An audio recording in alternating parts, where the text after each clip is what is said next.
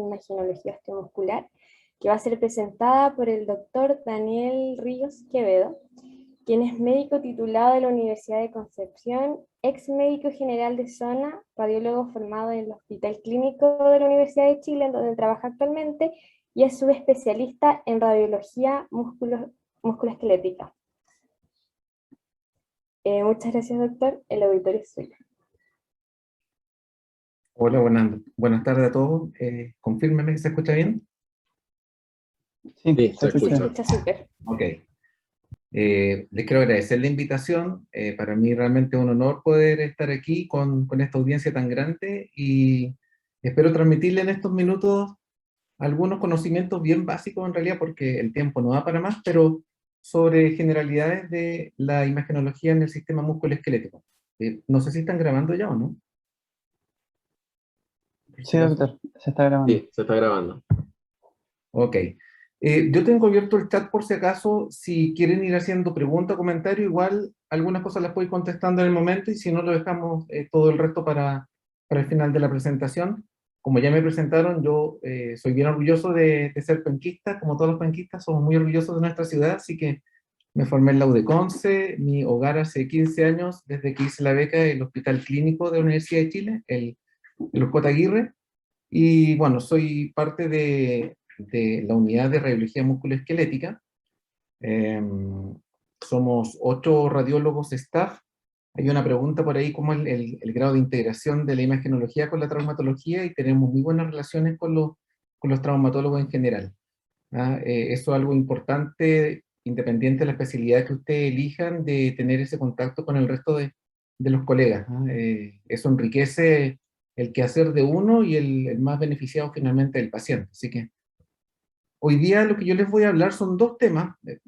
En honor al tiempo lo resumo en 2 cosas. Primero es contarle un poco cuáles son los métodos de imágenes para el sistema musculoesquelético, para esta subespecialidad de la radiología. Y después vamos a centrar la presentación en un esquema sobre cómo ustedes ordenarse al ver una radiografía simple en patología traumática. Bien específico porque no da el tiempo para más. Esto es bien obvio, pero el sistema musculoesquelético tiene 2 componentes principales, el hueso y las partes blandas. Eso ustedes lo han escuchado hartas veces seguramente. Y parte blanda incluye todo lo que no es hueso, y que es parte del sistema osteomuscular, cartílago, ligamentos, tendones, músculos, bursas, nervios, pero incluso vasos sanguíneos y la piel y el subcutáneo. Dentro del área de radiología musculoesquelética, a nosotros nos llegan, por ejemplo, las ecografías de piel, por lesiones quísticas. Entonces, engloba gran parte de todo lo que no es cabeza, cuello y tronco, digamos. La gracia de esta subespecialidad de la radiología, una de las razones por que a mí me gustó mucho esta área, es porque uno trabaja con todas las técnicas de imagen. ¿Ya? Vamos a irlas desglosando. La radiografía es simple, por supuesto que es el método más sencillo, barato, rápido y que está altamente disponible en casi todos los lugares. En el caso de la patología traumática, es muy, tanto ósea como articular, es el examen de elección. El primer examen que uno toma, sospecha de fractura, de luxación, es una radiografía. ¿Ya? Para patología ósea y articular, no así para patología del resto de las partes blandas, que ahí ya pierde valor la radiografía simple. Uno de sus inconvenientes es que la radiografía, los rayos X, ¿cierto?, ocupan una radiación ionizante, que si bien la dosis de una radiografía es bien baja, es una radiación que tiene efectos nocivos. Y que en patología no traumática, me refiero, por ejemplo, en patología infecciosa, en parte de la patología tumoral, en otros tipos de patologías del hueso como la osteonecrosis, infarto óseo, los hallazgos de radiografía simple son más bien tardíos, comparados con otros métodos de imagen. El ultrasonido, nosotros lo hacemos, pero a pasto, o sea, ecografía de parte blanda, uno cuando está en la beca de radiología, aprende ecografía haciendo eco abdominales y piensa que el resto de la vida como radiólogo va a estar viendo puras guatas. Y la verdad es que más o menos la mitad de todas las ecografías que se solicitan son de partes blandas, ecografías de hombro, rodilla, de todo en realidad.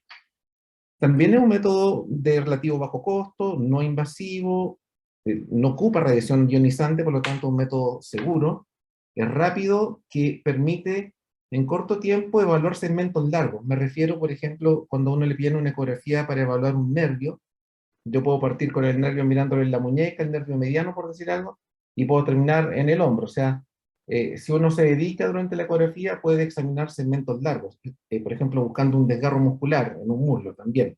Puedo examinar segmentos largos y buscando distintos hallazgos.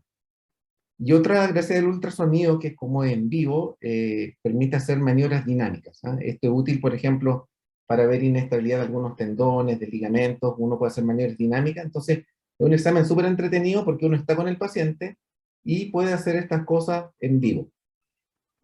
El radiólogo no toma ni la radiografía, ni el escáner, ni la resonancia magnética, eso lo toma un tecnólogo. Pero en la ecografía somos nosotros los que estamos ahí con el transductor. Para patología, ya que estamos hablando de patología traumática principalmente, pero en general para toda la patología de partes blandas, en nuestro medio, digamos, es el primer examen. Digo yo en nuestro medio porque nuestra escuela de radiólogos es muy parecido a como es en Europa, en que la ecografía es muy fuerte. No así en Estados Unidos, en que ocupa mucho la resonancia magnética como de primera línea para todo casi. ¿Ya? Pero acá por la gran disponibilidad que tiene la ecografía, que es más rápido, que es seguro, se ocupa la ecografía, y si uno es buen ecografista puede ayudar mucho al médico tratante dando un diagnóstico y no siendo necesario el paso a la resonancia magnética. Pero el ultrasonido tiene un gran defecto, que es esta última línea que les puse acá, que es operador dependiente. O sea, si usted pide una ecografía y el paciente se lo hace en un lugar que usted no le tiene mucha confianza, que no sabe la calidad de la persona que está haciendo el examen, y ve un informe que es medio raro el lenguaje o que no le coincide mucho con la clínica del paciente, va a quedar con la duda si el examen quedó, entre comillas, bien hecho, ¿ya? Depende mucho entonces ahí de la confianza que ustedes tengan en la persona que hace el ultrasonido. Es distinto a una radiografía, puede que el paciente se lo tome en un lugar que no es muy bueno, a lo mejor el lugar donde se lo tomó, pero si usted quedó duda con el informe, se lo puede mostrar a un radiólogo amigo y le puede dar su opinión. Pero con la ecografía no, porque uno toma algunas fotos seleccionadas y es lo que hay, ¿no? Entonces, es muy operador dependiente. ¿Cuáles son las ecografías? Voy a contestar al tiro esta pregunta porque dice, ¿cómo discriminar una ecografía de partes blandas de calidad? Yo les diría que en realidad, uno que venga de un lugar que sea reconocido. ¿Ah? Acá en Santiago, las clínicas en general, la gente, bueno, yo soy de la Chile, pero cuando la gente, los médicos tratantes muchas veces le dicen a los pacientes, no, tómese en la Cato o en la Chile, ¿ya? O sea, hay lugares que tienen un prestigio de por sí. ¿Ya?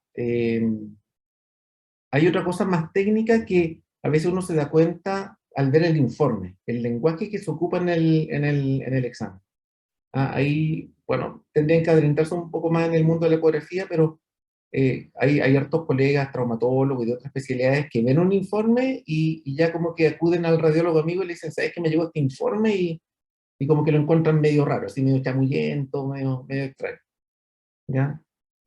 Así que confianza un poco en el sitio donde están pidiendo el examen y también con el tiempo pueden ir aprendiendo un poco más la parte técnica, los tecnicismos del lenguaje para saber si un examen les da confianza o no. La tomografía computada, yo le explico a mis becados que esto es como una radiografía en 3D.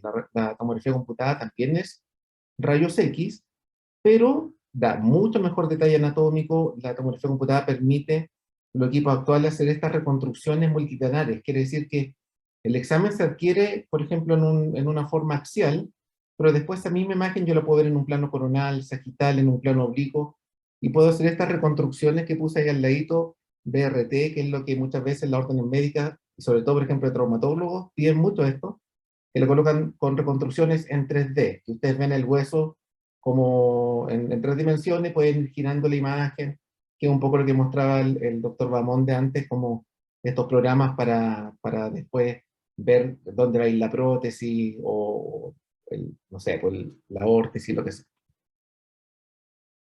Una cosa extra, que es una técnica relativamente nueva en tomografía computada, es la tomografía computada de doble energía, o dual se llama. Son tomógrafos especiales porque el tubo de rayos X puede tirar rayos X de distinta energía, de dos energías distintas. No voy a entrar más en la parte física, pero no todos los tomógrafos computados tienen esto, son algunos pocos que han ido apareciendo en el último tiempo. Acá en Santiago hay varios ya, y tienen algunos software que permiten mucho disminuir los artefactos metálicos, y esto es muy útil, porque uno de los inconvenientes de la tomografía computada, por ejemplo, un paciente que tiene una prótesis o tiene un elemento de osteosíntesis, y que esto da artefactos que limitan la visión. Así que estos equipos de doble energía permiten disminuir mucho estos artefactos, tanto en el hueso como en las partes blandas adyacentes. Y otra gracia de la tomografía de doble energía es que en algunos casos ha permitido en tomografía computada detectar edema óseo, que es el edema óseo es algo que antes solamente uno podía ver en resonancia magnética. Y ahora, en un TAC de doble energía, también se puede ver. Tiene algún inconveniente, no es tan perfecta todavía la técnica, está en desarrollo, y después les voy a mostrar algún ejemplo. Para el caso de la patología traumática, en general, en traumatología diría que la indicación más importante es la planificación prequirúrgica. Yo les dije que la radiografía tiende a ser el primer examen, por ejemplo, para una fractura. Pero si estamos hablando, por ejemplo, de una fractura de pelvis inestable, ¿ya? O sea, estamos hablando de un sitio anatómico que es complejo.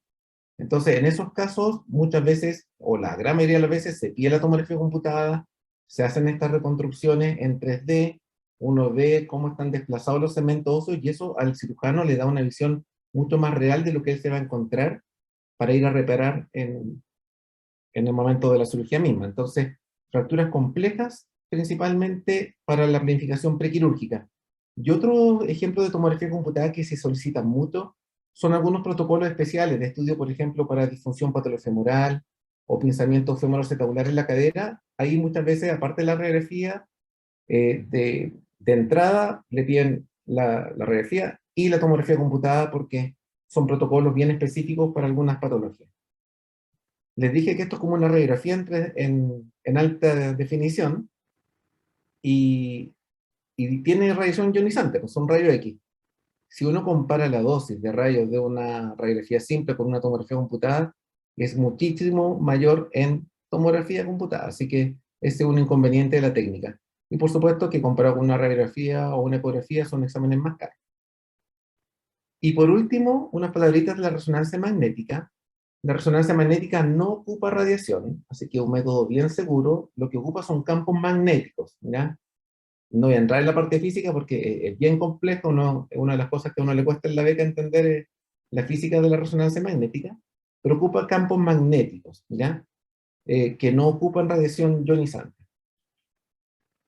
Es el examen de imágenes que tiene la mayor resolución tisular, o resolución de contraste, le llamamos nosotros. ¿Qué quiere decir esto? Que en una radiografía ustedes van a ver hueso y van a ver parte blanca.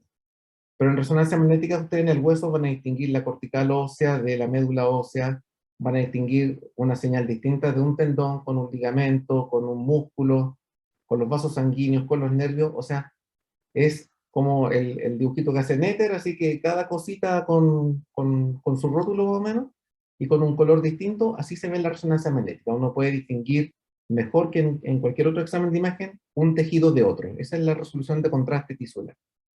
¿Ya? Igual que la tomografía computada, la resonancia se puede hacer en distintos planos, y como les dije antes, en mucha patología, por ejemplo, inflamatoria, infecciosa, es la que da los diagnósticos más precoces, ¿ya? En general, la resonancia tiene sensibilidad y especificidades altas en casi toda la patología ósea y de partes blandas. Y quiero recalcar esto porque yo les dije antes que la ecografía tiende a ser el primer examen en la ecografía para partes blandas, ¿ya? El examen más completo es la resonancia magnética, ¿ya? Entonces, a veces muchos médicos de varias especialidades tienen el concepto de que la resonancia, como que el escáner es bueno para el hueso, y la resonancia es buena para las partes blandas. No, es mucho más amplio. La resonancia magnética también es el mejor examen para mucha patología ósea, ¿ya? Ósea y de partes blandas. Podríamos decir que el examen más completo de todos pero claramente, bueno, es un examen que es el más caro de todos, ¿ya? Son exámenes lentos, o sea, un escáner dura menos de un minuto en general, ¿ya? Yo muchas veces le pregunto, ¿cuánto creen cuando llegan alumnos o becados? ¿Cuánto creen ustedes que se muera un TAC de abdomen y pelvis? Y me dicen, no, unos 5 minutos, 10 minutos, porque dicen que es rápido. En realidad, si uno aguanta la respiración 8 segundos, uno tiene ya el barrido completo del abdomen y pelvis, ¿ya? Así de rápido un escáner. Para un escáner de hueso, por ejemplo, de un fémur, puede que sea más lento incluso porque son cortes más finos los que se hacen, entonces puede demorar menos de un minuto, ¿ya? En cambio, una resonancia en promedio dura 30 minutos, las que duran menos, o las más cortas duran como 20 minutos, pero es un examen comparativamente mucho más largo, promedio entre 30 y 40 minutos, ¿ya? Y tiene varias contraindicaciones también, algunas relativas y otras absolutas. Pacientes con marcapasos, actualmente existen algunos marcapasos ya que son compatibles con resonancia magnética, pero, por ejemplo, un marcapaso, que es algo bien, bien común, hasta hace poco era una contraindicación absoluta. Ya sí que tiene algunos bemoles también la resonancia magnética. Entonces, la radiología musculoesquelética, que es el área de la radiología que me dedico yo, como les dije, durante la beca a mí me encantó mucho porque uno ocupa mucho radiografía simple, ultrasonido, tomografía, resonancia.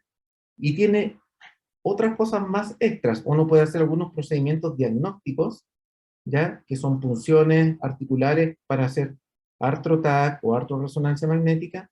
Y también se pueden hacer procedimientos que son intervencionales sencillos, si uno compara con lo que es la radiología intervencional en general, ¿ya? Pero uno puede hacer muchos procedimientos, tanto diagnósticos y algunos incluso terapéuticos, guiados bajo fluoroscopía o con ecografía. Nosotros nos pide mucho infiltración, por ejemplo, de bursas, de vainas tendíneas, pintar una colección para tomar una muestra, por ejemplo, en sospecha de artritis séptica, ¿ya? Infecciones periprotésicas, etcétera. Entonces, es una rama de la radiología que es bien completa.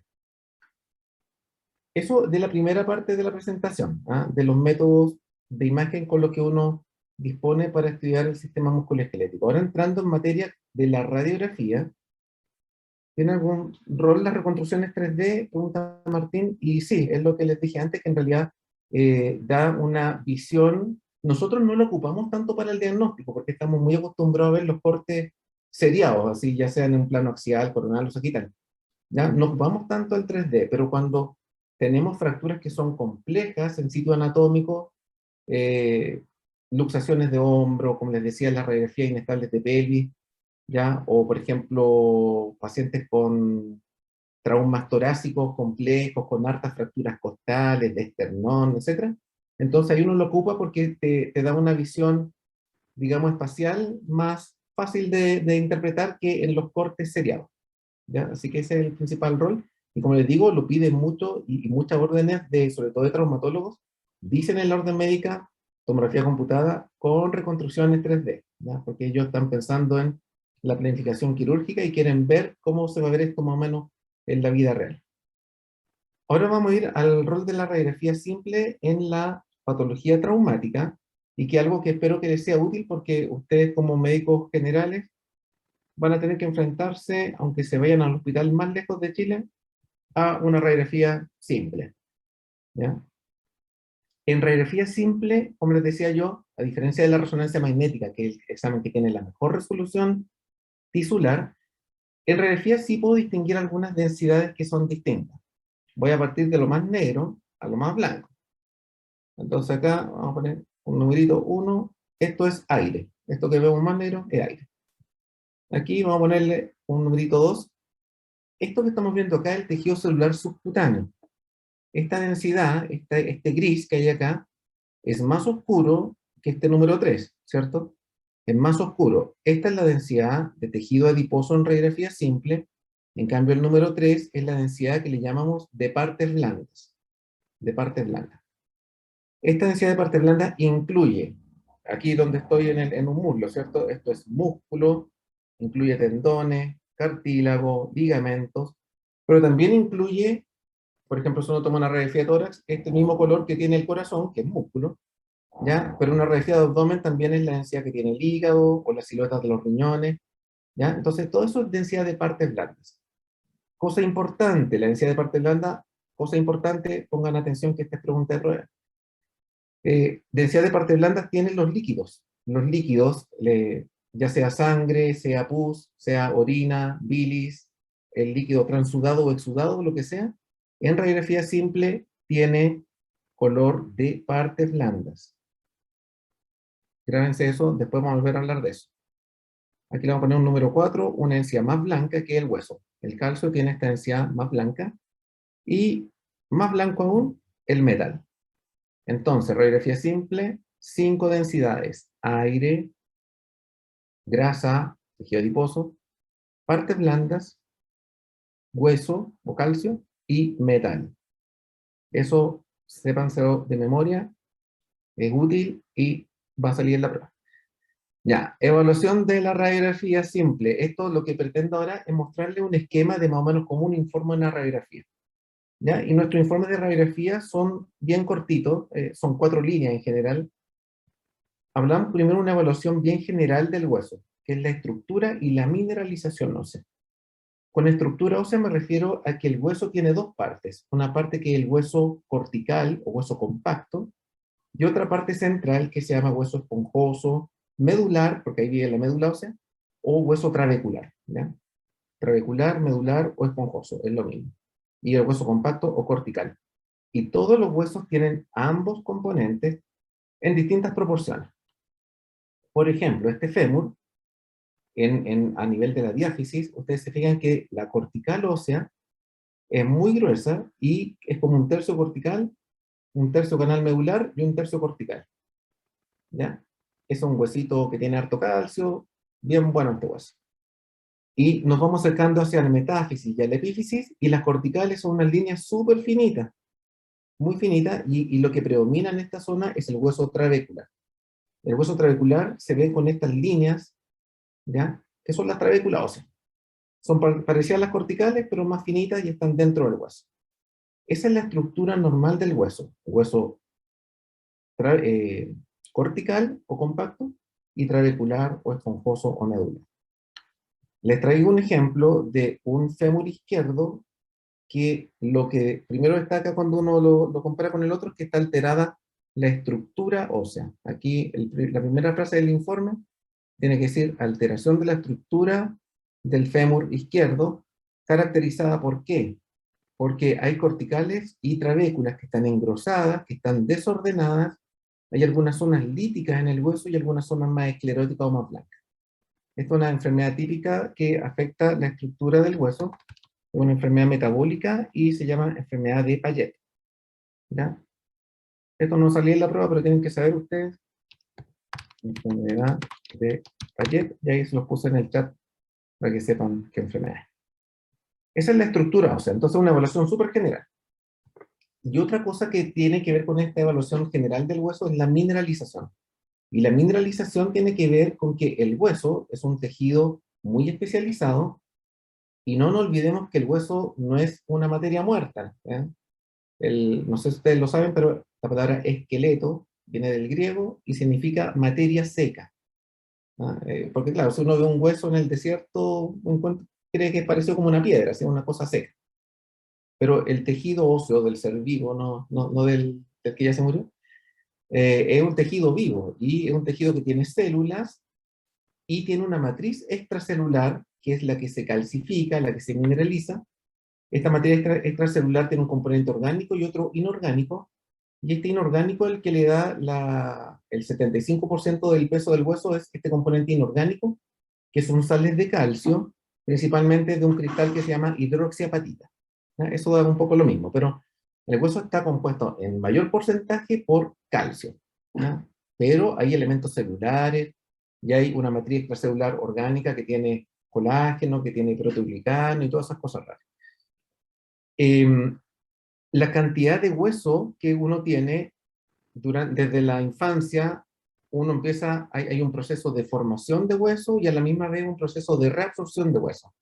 Eso se llama remodelación ósea. Y hasta la cuarta década aproximadamente en la vida, gana la formación, le gana a la reabsorción de hueso. Y uno va juntando masa ósea.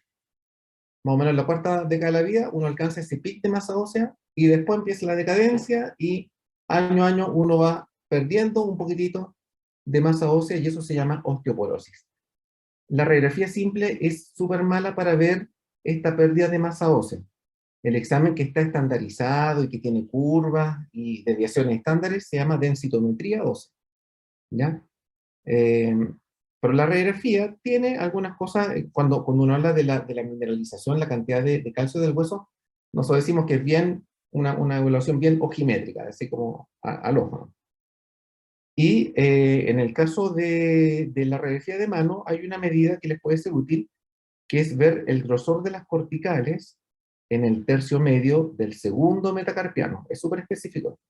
Segundo metacarpiano en el tercio medio de la diáfisis. La suma de estas dos corticales tiene que ser por lo menos un 50% del diámetro del hueso. ¿Ya? Si se fijan, esto es parecido al fémur que les mostré antes. Aquí también es como un tercio de cortical, otro tercio cortical y un tercio de hueso medular. Entonces aquí suman 66,6% la suma de las dos corticales. Por lo menos el 50%. ¿Ya? Con eso uno dice, está buena la mineralización ósea. Pero el concepto con el que más me interesa que se queden es que la cantidad de calcio del hueso no es algo que uno puede evaluar fácilmente en radiografía simple. Segundo lugar, después de esta evaluación inicial bien general del hueso, vamos a ir a buscar lesiones óseas, porque la radiografía simple en el sistema musculoesquelético, la principal utilidad que tiene es hueso. Entonces vamos a buscar lesiones óseas traumáticas, que es lo que me voy a centrar hoy día, pero también lesiones óseas destructivas. O sea, destructivas me refiero a tumores, a infecciones del hueso, cosas que produzcan destrucción ósea, osteolisis. Hoy día nos vamos a centrar más en la patología traumática. Y dentro de la patología traumática, entonces, vamos a ver esta radiografía, y ustedes pueden levantar la mano o escribir en el chat si ven alguna fractura, y yo espero que todos vean porque es bien llamativo. Tengo metido el chat en entre medio y no sé cómo sacarlo.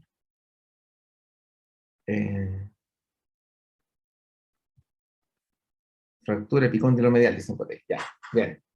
En el epicóndilo, sí. Hay fractura, es bien evidente, y así les va a pasar en la vida diaria. A ver, se van a encontrar con radiografía y que todos decimos, ah, la media fractura. Ya.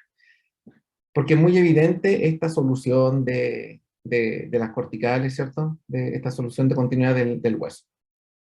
Lo importante es que recuerden que en radiografía simple, y ya vamos a conversar un poquito más de esto, lo ideal es que uno siempre cuente con más de una proyección, porque con una sola proyección a uno se le van a pasar hallazgos. Aquí hay una fractura que es muy evidente, del epicóndilo lateral, a todos los que pusieron lateral está correcto.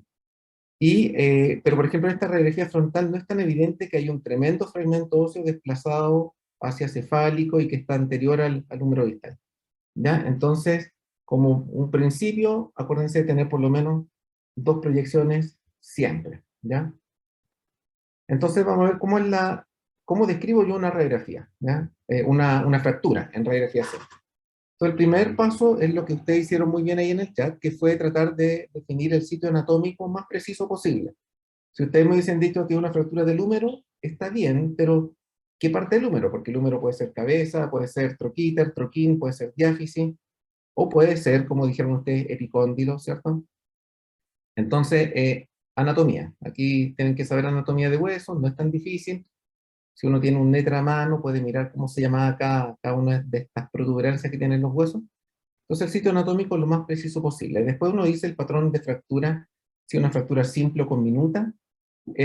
La fractura conminuta es aquella que tiene más de un rasgo de fractura, o dicho en otras palabras, la fractura originó más de dos fragmentos óseos. ¿Ya? Entonces, con que haya un tercer fragmento óseo, uno ya dice que es conminuta.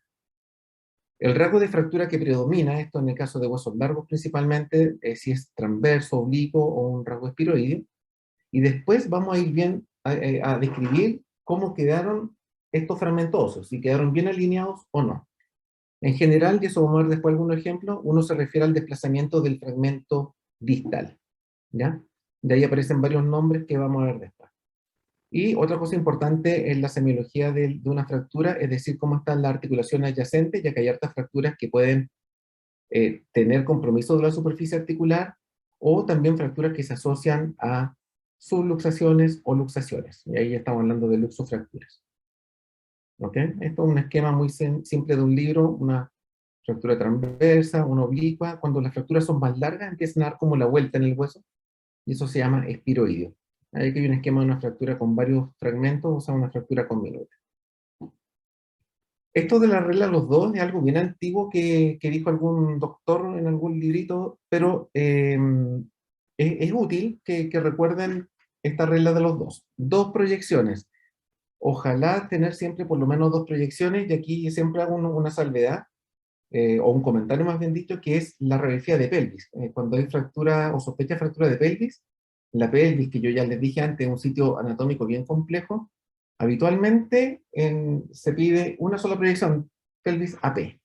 Entonces, es importante que ustedes sepan que existen otras proyecciones en pelvis que son útiles en el trauma agudo. Hay otras proyecciones que pueden pedir, que se llaman inlet y outlet, y hay otras más, alar, obturatriz, pero es una excepción a la regla bien notable, porque siendo un sitio tan complejo, muchas veces el pobre radiólogo se tiene que enfrentar a una sola proyección y tratar de diagnosticar todo con una sola proyección.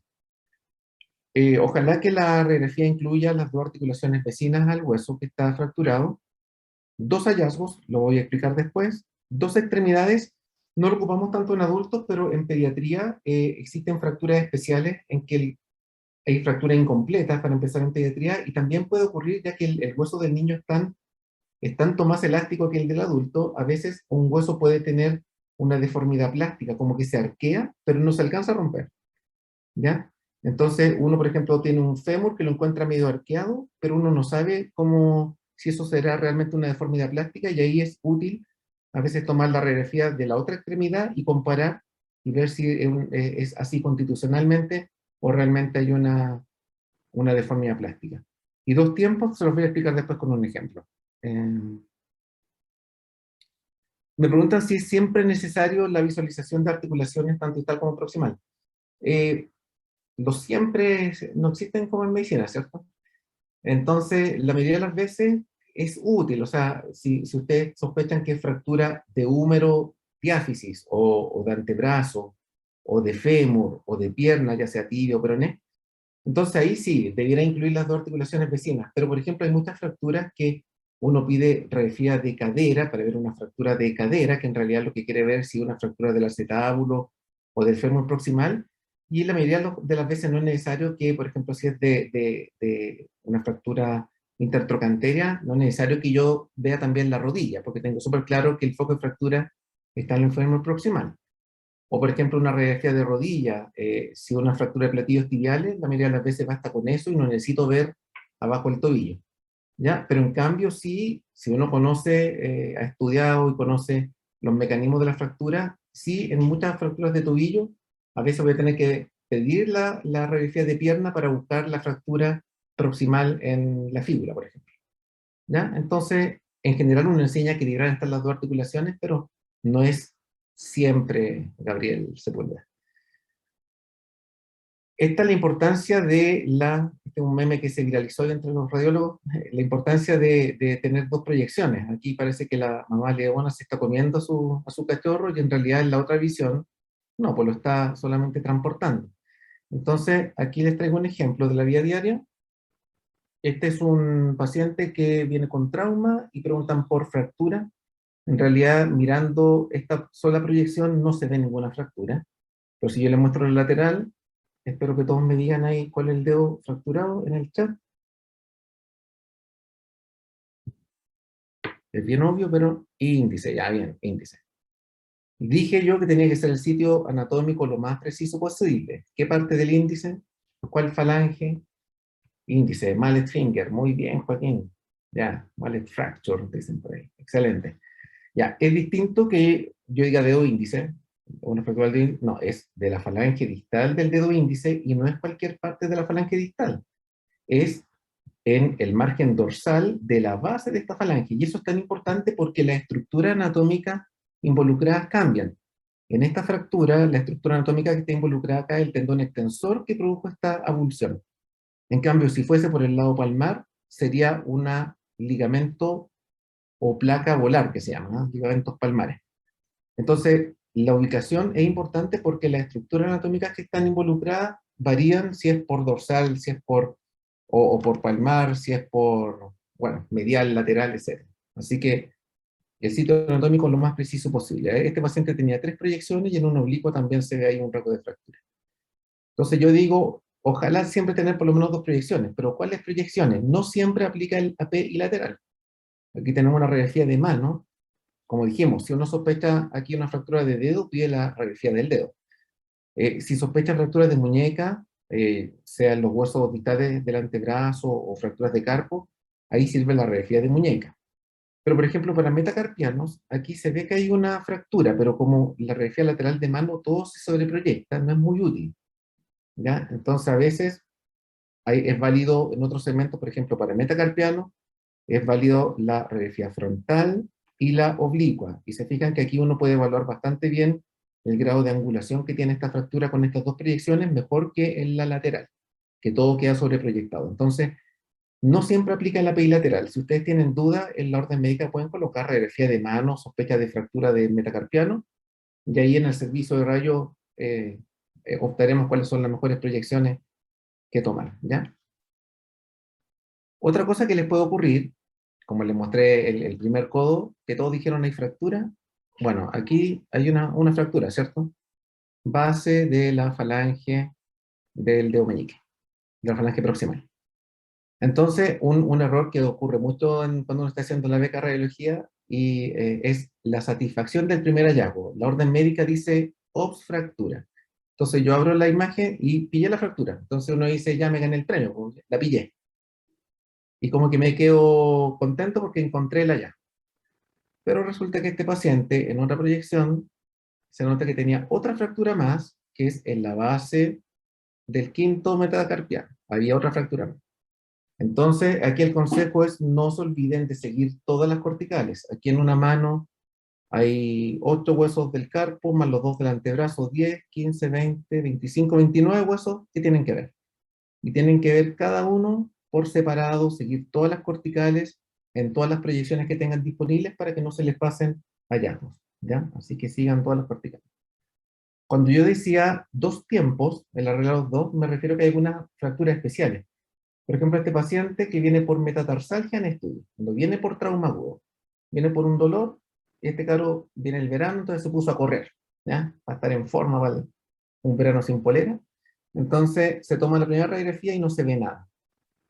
Pero al tiempo, pasa 2 meses, por ejemplo, se viene a un control, porque siguió con dolor, y lo que ve uno es que ahí apareció un callo óseo, y se vislumbra por ahí un rasguito de fractura en la diáfisis del segundo metatarsiano.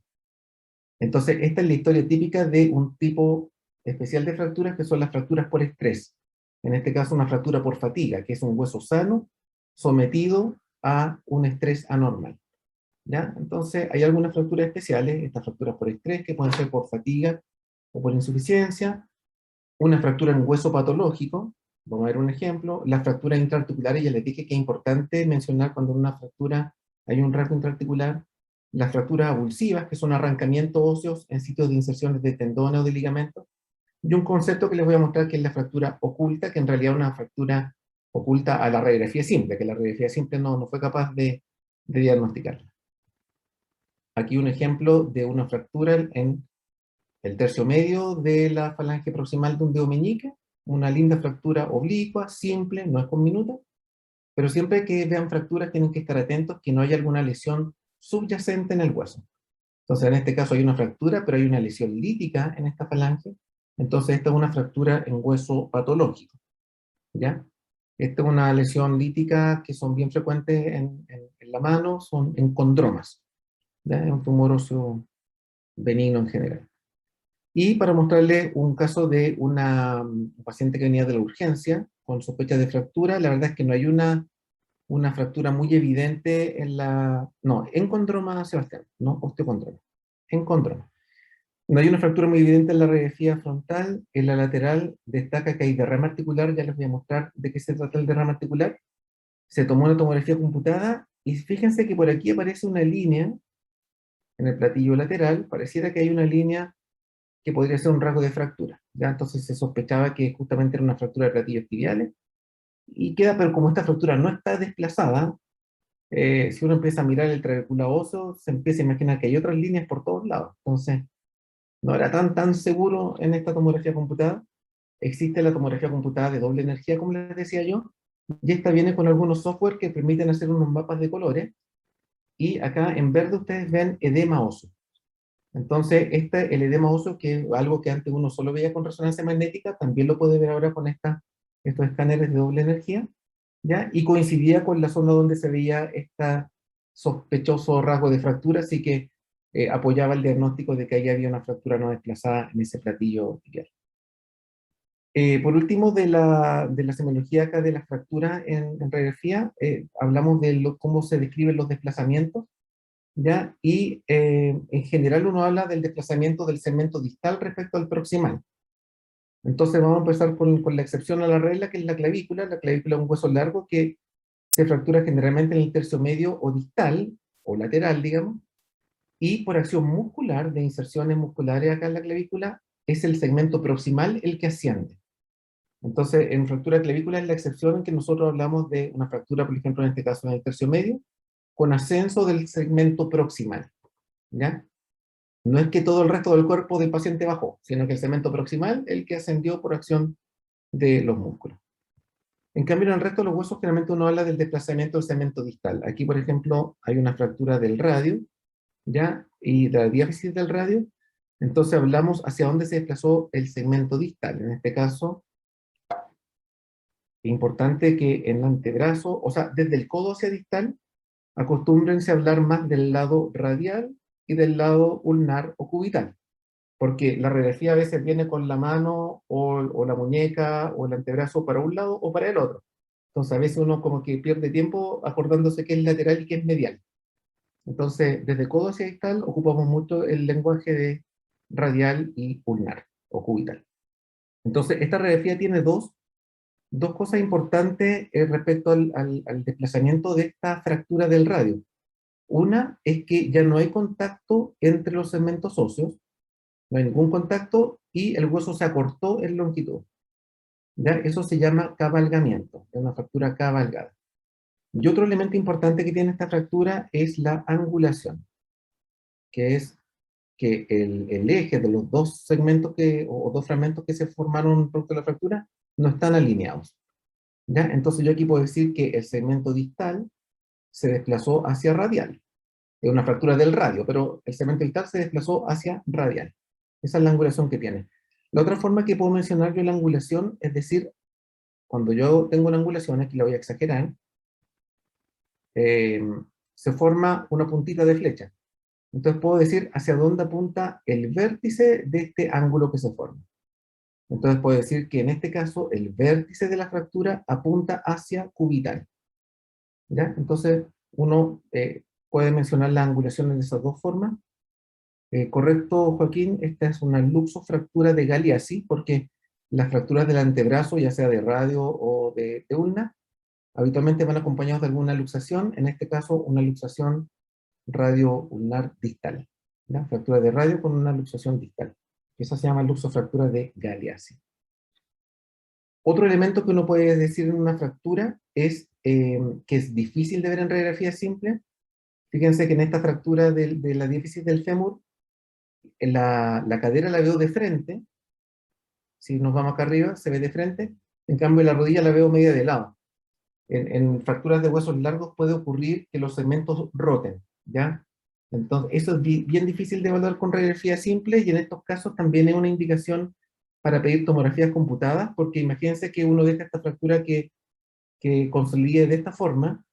Claro, el paciente, su cadera va a caminar para adelante, pero la rodilla va a caminar para el lado. Entonces, es algo que hay que corregir en el momento de la cirugía, que queden sin esa rotación. Bueno, estoy medio justo en el tiempo, pero esto último ya es más corto. Solamente lo voy a mencionar. Después de que hablamos de hueso, hablamos qué pasa con las articulaciones. Ya vimos un ejemplo de una luxofractura en un antebrazo. En las articulaciones principalmente nos fijamos en dos cosas. Uno es la amplitud y la congruencia. Entonces acá tenemos una fractura de tobillo. Hay una fractura del maleolo de la fíbula, ¿cierto? Pero además de la fractura, vemos que hay una pérdida de congruencia parcial acá en la articulación tibio-talar. Aumentó mucho la amplitud del espacio por medial, entonces esta es otro ejemplo de una luxofractura, ¿ya?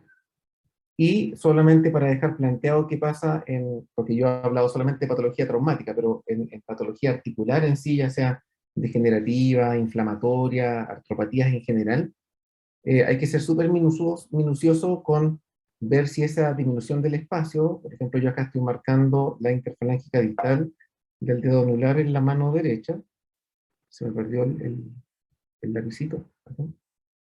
Si ustedes se fijan bien, esta articulación no está disminuida la amplitud en forma pareja en toda la articulación. Me refiero a que hay zonas donde ya no hay nada de espacio articular, está tocando hueso con hueso y en otros lados le queda espacio articular. Este es un estrechamiento no uniforme de un espacio articular, y ese estrechamiento no uniforme es más típico de patología degenerativa, ¿ya? Artrosis, digamos. En cambio, en las artropatías inflamatorias, los espacios articulares tienden a disminuir en forma más pareja, en forma uniforme. En artropatías en general, puso un ejemplo de una mano porque, aparte de describir la articulación, cómo está alterada, cómo está la amplitud, ¿cierto? Si esta disminución de amplitud es uniforme o no uniforme, uno tiene que estar atento a otros signos secundarios o que están acompañando a esta alteración. Por ejemplo, una artropatía donde vemos osteofitos, esclerosis subcondral y estrechamiento no uniforme, uno dice degenerativo, artrosis. Pero los hallazgos también es importante decir dónde están, porque la artrosis no ocurre en cualquier articulación. Por ejemplo, la artrosis no es común ni en las metacarpofalángicas ni en la muñeca. Entonces, si uno ve cambios que parecen degenerativos, pero en sitios que son inusuales, tiene que pensar que una artrosis secundaria y ahí empiezan otro listado de diagnósticos diferenciales. ¿Ya? Así que es importante en la artropatía en general decir la distribución, la simetría. Cuando hablamos de simetría nos referimos a comparar el lado derecho con el lado izquierdo. Por eso en mano se pide tanto ambas manos o ambos pies también, porque ahí uno compara y si es simétrica la artropatía, hay algunos diagnósticos, en cambio si son asimétricas hay otros diagnósticos diferenciales. Y por último, en este esquema de radiografía simple, lo último que nos vamos a fijar, porque es donde tiene menos utilidad la radiografía simple, es en las partes blandas. Y acá les traje un ejemplo de una rodilla lateral normal. Ya hablamos de cuáles son las densidades en radiografía simple. Y acá tenemos un tendón, no sé si alguno se acuerda cómo se llama este tendón, pero yo veo este tendón porque tiene una densidad de partes blandas, parecida a la del músculo. Densidad de partes blandas, la número 3 que la habíamos puesto antes.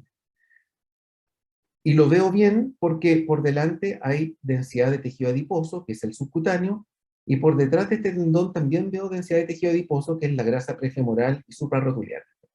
Entonces, por eso veo este tendón, porque tengo contraste entre densidades distintas. ¿Qué pasa en este caso?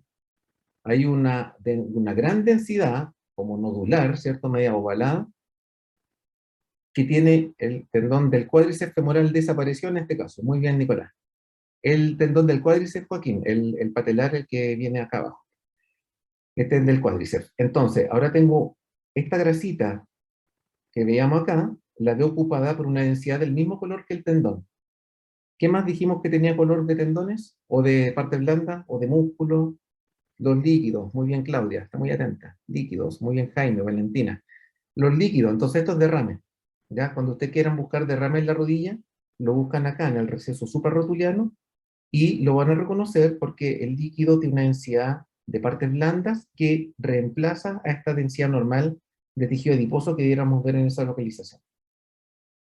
Y en un codo, otro ejemplo más, vemos esta densidad más oscura que está pegada al huesito. Esto es densidad de músculos, o densidad de partes blandas, pero acá tenemos una densidad más oscura que es tejido adiposo. Normalmente en esta parte del húmero, donde hace aquí como una vueltecita, la cortical anterior del húmero aquí como que se hunde, esta es la fosa coronoidea. Y por posterior también se hunde aquí la cortical en la fosita olecraneana. Cuando yo extiendo el codo, el olecranol tiene que meterse en esa fosita, y si yo flecto el codo, esta apófisis coronoide se mete en la de acá anterior. Y estas fositas normalmente están ocupadas por grasita, ¿ya? Por tejido adiposo. Y acá se ve esta línea de grasa pegada, siguiendo como la línea del hueso. Está ahí, ¿ya? En cambio, en este otro codo, esa grasita, pongan atención, esa grasita está desplazada hacia arriba y adelante, y forma como un triangulito. Este es el signo de la vela, como la vela de un barco, ¿ya? Voy a borrarla. Se fijan que hay una densidad, claro, aquí hay harto derrame. Entonces, ¿qué pasa en el codo? Cuando hay una fractura, el derrame ocupa estas fositas y desplaza la grasa que normalmente vive ahí. Entonces vemos el desplazamiento de esos paquetes adiposos y es un signo de derrame en el codo. Entonces vean la utilidad que tiene el conocer estas densidades, porque nos permite hacer algunos diagnósticos como derrame en la rodilla y en el codo. Este paciente lo que tenía era una fractura acá de la cúpula del rabo. Así que, bueno, traté de condensar algunas cosas, algunos conocimientos generales de la utilidad de los métodos de imagen en el sistema musculoesquelético, y en corto tiempo, creo que me pasé un poco en la hora, espero que no me reten, pero un esquema para que tengan como alguna especie de orden para ver una radiografía simple en patología traumática, ¿ya? O sea, esto da para hacer una beca entera. Hay una beca de rayos que sirve para esto, y existe una sola especialidad. Así que en pocos minutos no se puede hablar mucho más, pero le agradezco mucho la invitación. Y eso, atento aquí a las preguntas, los comentarios, y los dejo con una fotito de otra etapa de mi vida cuando fui general de zona en la octava región, cerca de Santa Bárbara, hacia la precordillera, de una posta rural. Así que muchas gracias, doctores. Atento a las preguntas ahora. Muchas gracias, doctor. Justamente ahora pasaremos a las preguntas. No sé si prefiere leerla usted, Sí, yo tengo que aquí tenía el chat abierto en la el mano. chat, Ok. y dice: las placas de osteosíntesis y las prótesis son contraindicaciones a la hora de realizar una resonancia. No son contraindicaciones para hacer el examen, ¿ya? Contraindicaciones para resonancia sí tengan, por ejemplo, les mencioné los marcapasos, los catéteres de Song-Ganz, son contraindicaciones absolutas. Tener esquirlas metálicas, oculares, alguna persona que alguna vez, no sé, pues, saltó un pedazo de bala, cualquier cosa, una esquirla metálica o implantes cocleares, son contraindicaciones absolutas, ¿ah? Acuérdense que el resonador ocupa campos magnéticos, el resonador es un gran imán. Entonces, si uno acerca algo metálico, sale disparado. Y si yo tengo una esquirla en el ojo, voy a terminar con un estallido del globo ocular. Así que son contraindicaciones absolutas. Las prótesis y elementos de osteosíntesis no son contraindicaciones, por el contrario, pero sí tienen el inconveniente que generan artefactos en la imagen, y a veces tenemos pacientes con, sobre todo las prótesis y elementos de osteosíntesis antiguos. El doctor Bahamonde habló de la importancia de cómo la metalurgia ha ido desarrollando cada vez elementos que son más compatibles con el ser humano, pero también con los métodos de imágenes, ¿ya? Y las prótesis más actuales, digamos, más recientes, tienen mucho menos artefactos que las primeras que se ocupaban, ¿ya? Entonces, a veces no es una contraindicación, pero puede ser un impedimento, y a veces hemos rechazado pacientes. O sea, el tecnólogo a veces está haciendo una resonancia y me avisa: oye, mira cómo está quedando la imagen, y uno dice: ¿por qué piden el examen? No, quieren ver tal cosa. En realidad, el artefacto no permite ver nada de eso, y uno tiene que suspender el examen. ¿En cuáles patologías la disminución del espacio articular es uniforme? En general, Valentina, en las artropatías inflamatorias. O sea, me refiero a una artritis séptica, me refiero a una artritis reumatoide, a una artritis psoriásica. La patología articular inflamatoria e infecciosa produce generalmente estrechamiento uniforme, o sea, parejito del espacio articular. En cambio, la patología degenerativa, la artrosis, produce estrechamiento no uniforme. En el caso de una infección, sospecha de infección periprotésica, ¿qué tipo de técnica es la mejor? Eh, bueno, con los métodos actuales puede ser un escáner que tenga una buena reducción de los artefactos metálicos, te va a permitir ver si es que hay colecciones periprotésicas. La resonancia también las puede ver, pero como le digo, hay que ir evaluando caso a caso si es que el examen está quedando con mucho artefacto o no. Los ArthroTag y ArthroRM, ¿para qué patologías frecuentemente son indicadas?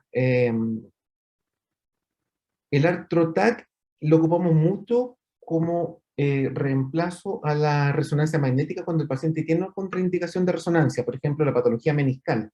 La principal indicación de resonancia es la patología meniscal en rodilla, es la más frecuente que nos llega. Pues si el paciente no se puede hacer resonancia, una alternativa es el ArthroTag, ¿ya? La ArthroRM en particular es para indicaciones bien específicas, de patología articular, por ejemplo, en hombro y cadera, principalmente para las lesiones del labrum, y en rodilla tiene una gran indicación que el paciente que ya fue operado de meniscos y uno quiere evaluar una re-rotura, en ese caso la artro-RM es mucho mejor que la RM convencional. En realidad, eso como respuesta, porque esto ya es como muy, muy específico de la subespecialidad, pero esos son lo que más bien. ¿Algún libro, bibliografía de imágenes en traumatología? Bueno, hay harto que les puedo recomendar, pero que en general son bien extensos. El que ocupan harto nuestros becados es uno que se llama Greenspan, que todas estas cosas ya están pirateadas en PDF o algo, así que se los deja, si es que lo pillan. Ahí aparece el nombre en el chat. El Greenspan es muy útil. Hay otros libros que son de patología ya no solo traumática, de resonancia y cosas así. Hay uno que se llama HEMS, que es un libro más corto y que da como más tips, ¿no? El Greenspan es bien bueno. Hay otros libros que ya son como para el becado de rayo. El Resnick, el más completo de todos para patología traumática. Pero es más como libro de consulta, porque es muy extenso, entonces como para ir a la duda más específica. Pero el Greenspan yo creo que es el que más les recomendaría para ir a ver cosas generales. ¿Alguna otra consulta? Sí, doctor, había alguien con la mano levantada hace harto tiempo. La Nicole nos dijo, de hecho, hay dos personas, así que si Jorge nos pudiese hablar por el chat, si es que está dispuesto a hablar su pregunta por micrófono, y si no, que la haga por chat, pero que nos conteste en caso de que esté. Así Aquí no el haya... doctor Fernando Ujú. Yarzón habla de radiología simple en traumatología del doctor Palet. Sí, el servicio de traumatología del hospital ha desarrollado algunas guías. Hay otra, por ejemplo, que apareció ahora de resonancia magnética. Bueno, y ya es más para traumatólogos, para especialistas, pero hay algunas cosas, resúmenes que son súper buenos. El de doctor Palet también lo conozco y es muy bueno. Y no está Jorge Soto entonces, Sí, dice, podría... levantaron la mano. Sí. Ah, aquí eh, en una sección de preguntas y respuestas dice, en la imagen del dedo índice, un dedo de abajo se ve como un rasgo, ¿no?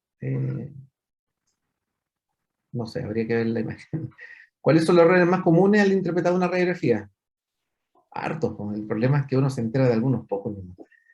La radiografía, la gracia de dedicarse a una especialidad y a una subespecialidad en el caso de la radiología musculoesquelética, claro, disminuye tu porcentaje de errores en esa área. A mí se me han pasado montones de fracturas, me imagino que de algunas me he enterado, como les decía, otras no. Los errores más comunes yo creo que en general se producen, bueno, hay lesiones que son muy difíciles de ver sencillamente en radiografía simple. Una fractura no desplazada puede que no la veamos sencillamente, ¿ya? Entonces uno lo puede comprobar con otro método de imagen y uno dice, ah, no vio la fractura en la radiografía. Pero a veces sencillamente el método no da, ¿no? ¿Ya? Pero yo creo que los errores más comunes se producen cuando uno trabaja apurado, ¿ya? O sea, uno tiene que darse el tiempo con cada paciente y si uno tiene una lista de 100 radiografías esperando informe y trabajáis bajo presión, va a cometer más errores en general. ¿Qué acciones se pueden hacer para mitigar la radiación en casos especiales como niños o embarazadas en caso de urgencia? Eh,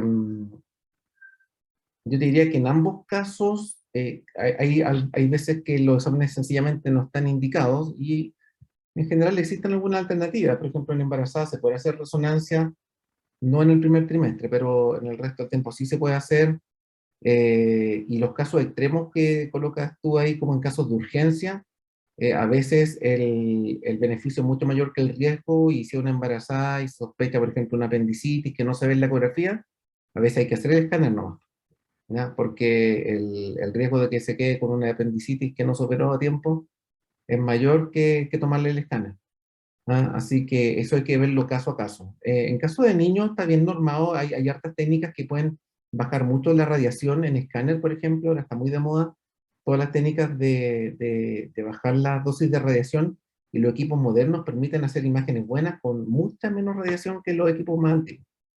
Así que cada vez todo va quedando un poco de lado, pero hay que verlo caso a caso, Luis. Una fractura abierta necesita imágenes. Depende, porque si son fracturas, por ejemplo, una fractura abierta te refieres a una fractura expuesta, ¿cierto? Una fractura expuesta, antes de pasar al pabellón, muchas veces sí van a querer imágenes porque son fracturas más complejas, que pueden haber múltiples fragmentos, entonces el cirujano no se quiere encontrar con sorpresas tampoco en el momento de la cirugía. Así que, eh, a pesar de que venga con el hueso asomado hacia afuera, una radiografía simple la mayoría de las veces se solicita. Sí, es raro que pasen a pabellón así directo.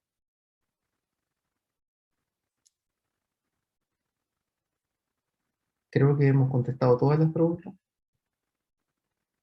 A Maverick me va a hacer revisar la presentación después si es que hay una fractura, pero yo creo que no. Creo que es lo que les mostré. Hay dos personas que quisieran hablar o decir sus preguntas por voz. Por ejemplo, Vicente Andrade, que le vamos a permitir hablar. Ningún problema. Ahí apareció el doctor Zamorano, a presionar. No parece que no está Vicente. ¿Y Ya. Jorge Soto? Mm, no, tampoco están. Y entonces, Ya. de cualquier Bueno, no forma, sé las si realmente no pueden... están, porque como que les sale silenciado el micrófono, quizás, como que no pueden hablar. Si es así, podrían escribir sus preguntas por chat. Sí, de todas formas, les di el permiso por Zoom para que puedan encender el micrófono. Aquí ya apareció otra pregunta en el chat que pregunta: en caso de no hallazgos en radiografía, ¿uno debería repetir el examen o seguir a otro examen? Ahí le puedo decir a Hamseri Mamani que tienen que conocer, como les decía, cuáles son las proyecciones, y hay muchos sitios anatómicos en que de rutina se piden más proyecciones porque se sabe que aumenta la sensibilidad del método. Por ejemplo, en un codo sospecha de fractura, habitualmente frontal lateral, y piden oblicuas desde la urgencia. Muchas veces esos llegan con 4 proyecciones, por las sospechas de fractura de escafoide en la muñeca. Entonces, pero tampoco es que haya que tomar 100 proyecciones de radiografía hasta pillar la fractura. O sea, hay veces que con lo estándar, si uno no la ve y la sospecha es muy alta, claro, puede ir, por ejemplo, a una tomografía computada o a una resonancia magnética. Ahí, digamos, la clínica es lo que manda, ¿no? Si la sospecha es muy grande, se piden otros exámenes complementarios.